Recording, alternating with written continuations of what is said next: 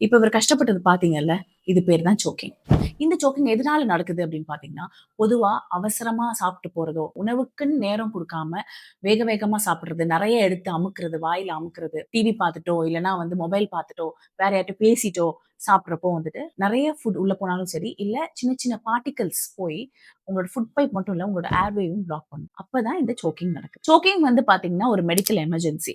இதுல என்ன நடக்கும்னா, உங்களோட விண்ட் பைப் வந்து பிளாக் ஆயிடும் கம்ப்ளீட்டா. இது ஒரு சைலன்ட் ஸ்ட்ரகிள் மாரி இருக்குது. ஸோ இப்படி அடைக்கிறதுனால, அவங்களால பேசக்கூட முடியாது. இது மட்டும் இல்லாம இந்த சிச்சுவேஷன்ல வந்து ஒரு ஸ்ட்ராங் காஃப் ரிஃப்ளெக்ஸ் வந்து இன்டியூஸ் ஆகும். ஏன்னா, இந்த காஃப் ரிஃப்ளெக்ஸ் வந்து பாத்தீங்கன்னா, உங்களுக்கு ஒரு புரொடெக்டிவ் மெக்கானிசம் மாதிரி உங்க உடம்பு வந்து அந்த சோக்கிங்ல இருந்து காப்பாத்துறது நடக்குது. பட் ஆனா, இன் ஸ்பைட் ஆஃப் திஸ் அந்த பிளாக் அதாவது அந்த சோக் வந்து ரொம்ப அதிகமா இருக்கிறதுனால, இந்த இடத்துல காஃப் ரிஃப்ளெக்ஸ் வந்து ஹெல்ப் பண்ணாது. சோக் அதிகமா இருக்கிறதுனால வந்து உங்களோட லிப்ஸ், உங்களோட ஃபேஸ் எல்லாமே ப்ளூயிஷ்ஷா டர்ன் ஆயிடும். ஜெனரலா பாத்தீங்கன்னா, டைஜெஷன் வாயில இருந்தே ஆரம்பிக்குது.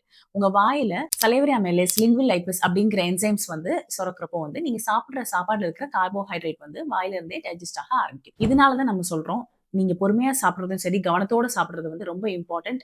Not only to prevent soaking, but also to enhance digestion.